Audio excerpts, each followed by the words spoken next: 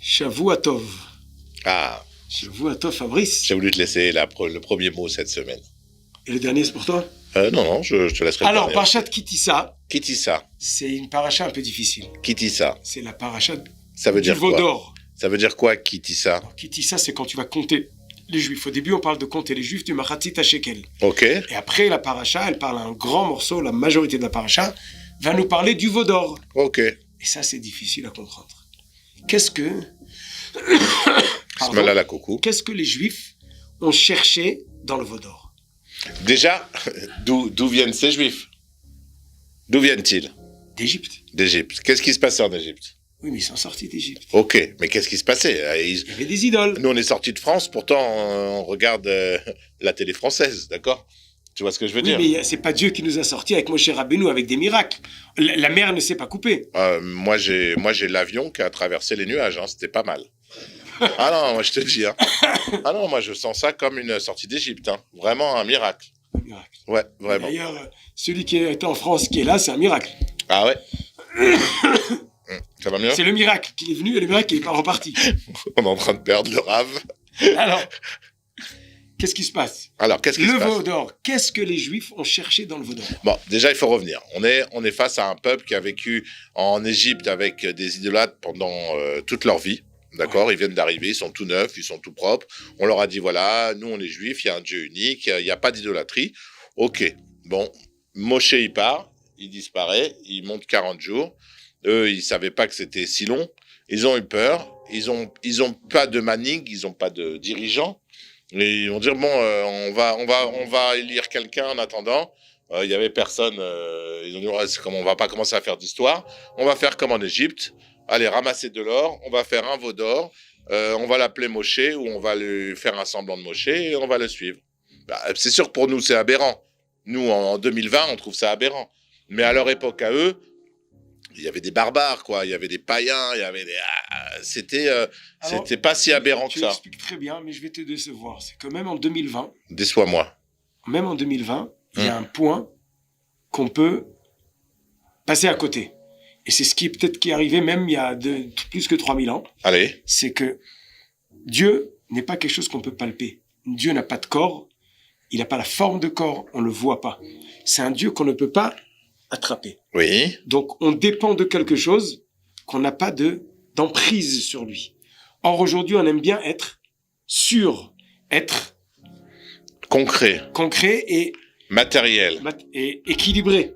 Aujourd'hui, en France, tu vas travailler, tu sais, si on peut pas te renvoyer, il y a la CGT, tu as la retraite, tu as la sécurité sociale. En réalité, tu te sens bien protégé. Les miracles de Dieu, c'est le contraire. Tu vas dans le désert, tu sais pas où tu vas. Il y a pas d'eau, tu pleures, tu cries, tu dis mais je t'amène de l'eau. Il y a pas de quoi manger, je t'amène de la manne. Mais tu sens pas que tu as une shlita, comme une shlita que tu as une sécurité. Voilà, tu maîtrises pas là où tu es. D'accord. Les Juifs, ils sont habitués à l'Égypte, à l'idole, où le Dieu, c'est quelque chose qu'on peut palper. Et d'ailleurs, c'est pour ça que Moshe Rabbeinu, quand il est descendu, il a écrasé le veau d'or, il leur a fait boire la poussière du veau d'or, ils sont morts 3000 personnes. Ça veut dire qu'il a enlevé ce qu'ils ont voulu, une emprise qui est l'antithèse des miracles. Et il fallait s'habituer à être dans les mains de Dieu. Cette chose-là est une préparation pour entrer en Israël. On a fait bailler Shimshon. Je veux pas. On vient. Il y a Shimshon derrière la caméra. Il vient de bailler. Je suis pas intéressant. Shimshon, on n'est pas intéressant. Il a pas dormi. Alors écoute bien. D'accord. Le miracle. C'est pas nous, Shimshon. Non, il a pas dormi. Le miracle que tu as pris l'avion de France et tu es venu en Israël en 2020, c'est le même miracle de sortir d'Égypte, d'aller en Israël. Ouais. C'est d'accepter de sortir de là où tu sens comme si tu as une sécurité et une maîtrise de ce qui se passe avec toi, et tu vers un pays où tu es en live, tu es en libre... Tu es direct avec Akadosh Baruch Hu. Tu as du travail, tu n'as pas de travail, c'est la guerre. Au jour le jour. Être dans les mains d'Hachem, c'est le pays Ene Hachem Elokechaba, les yeux de Dieu sur cette terre, du début de l'année à la fin de l'année. Ça veut dire que tu n'as emprise sur rien du tout. C'est l'antithèse de la Avodazara, de la sécurité. Ok. Et c'est ça que les Juifs n'étaient pas encore à la hauteur. Il fallait qu'ils arrivent à la hauteur. Alors, maintenant, il faut voir autre chose. Ça s'est passé après les 10 commandements. Oui. D'accord? Les Juifs, ils ont peut-être pas vu Dieu, mais ils l'ont entendu. Ok? Donc, par rapport à nous, c'est déjà à notre niveau. Ils ont eu les 10 commandements, ils ont dit Naase Venishma. Donc, quand eux, ils viennent de sortir de ça, des 10 commandements, de Naase Venishma, de la mer Rouge, des 10 plaies d'Égypte, je pense pas que leur intention était de faire une idole. Et c'était pas pour remplacer Dieu. Dieu, ils l'ont entendu. Ils l'ont peut-être pas vu, mais ils ont vu la force de Dieu. Ils ont eu la crainte de Dieu. Ils ont eu la montagne sur leur tête. Ils ont entendu les éclairs, les trompettes. Ils ont eu le max, quoi. Ils ont eu tout le cinéma entier. Nous, on l'a pas vu. D'accord? Et eux, ils peuvent pas, à la sortie de tout ça, faire une idole pour qu'elle devienne un dieu. Ils ont fait une idole pour qu'elle devienne un représentant de Dieu sur terre, pour remplacer leur Moïse. Je suis d'accord avec Parce toi. qu'ils adoraient leur Moïse. Et au bout de 40 jours, ils étaient inquiets. Mais il est où notre petit Moïse Shelley? C'est où? Mais ce représentant-là, il y a du bien, mais il y a un problème. Bien sûr qu'il y a un Tu peux pas problème. dialoguer directement avec Dieu, bien indirectement. Et le problème, on va nous le justifier parce qu'on n'est pas là pour critiquer le peuple juif. On va le justifier en disant, peut-être que nous, si on avait vécu en Égypte toute notre vie, et on avait vécu entouré d'idolâtres et avec l'idolâtrie et avec la magie qu'il y avait en Égypte, parce qu'il n'y avait pas que de l'idolâtrie, il y avait de l'idolâtrie et de la magie. Il y avait les idoles, quand ils venaient les voir, il y avait des magiciens derrière qui faisaient en sorte qu'il y avait tout un cinéma qui faisait que l'idole, elle pouvait parler, elle pouvait bouger, elle pouvait tout ça. Donc, il faut les comprendre. Ils ont traversé une période difficile. Donc, soyons gentils avec eux. Peut-être à leur place, on aurait fait pareil. C'est très bien d'être trouvé du Kav Zechut. La question n'est pas d'accuser les Juifs, elle est de comprendre qu'est-ce que nous on peut en tirer aujourd'hui, prendre de ça pour notre vie aujourd'hui. Alors aujourd'hui donc l'enseignement, si j'ai bien compris. Alors on va encore une petite étape. Oui. Qu'est-ce qui s'est passé après le Vaudor?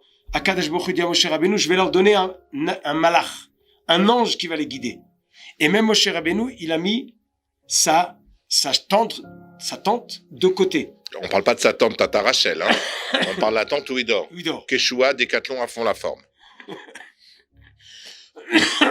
Moshe, il a mis sa tente de côté. Ils ont eu un ange qui va les guider. Et on leur a pris leur couronne. Ils ont reçu au Matan Torah, au Har Sinaï, 2 couronnes. Et on leur a enlevé. Ça veut dire quoi? Qu'on leur a enlevé la couronne. C'est qu'au Matan Torah, ils sont arrivés à un degré où ils peuvent être dirigés directement par Akadosh Baruch Hu. Leur couronne, elle est sur eux. Et qu'est-ce qui se passe? Ils veulent un vaudor. Ils veulent, comme tu as dit, quelqu'un entre pour les aider. Il dit Akadosh Baruch Hu, si c'est comme ça, Moshe Rabbeinu va se mettre de côté. On vous prend la couronne. On vous donne un ange. Un ange, c'est et là, sympa. Tout se passe beaucoup plus éloigné. Oui. Donc, on a perdu de la proximité. Voilà. Donc, notre devoir aujourd'hui, c'est de vouloir se rapprocher, accepter le chemin proche d'Hachem.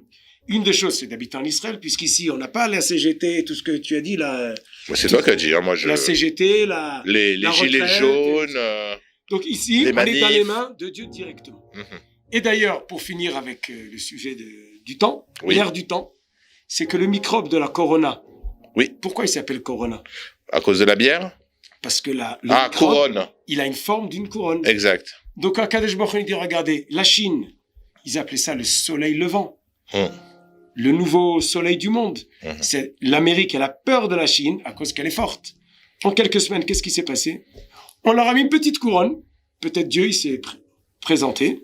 Il dit, c'est fini. L'économie, tout le monde entier, il s'occupe de cette couronne-là. Mais nous, la solution, c'est quoi? C'est de reprendre notre couronne du Har Sinaï. C'est que dès qu'on prend sa couronne, on met Dieu sur notre tête, on accepte d'être guidé par Dieu directement.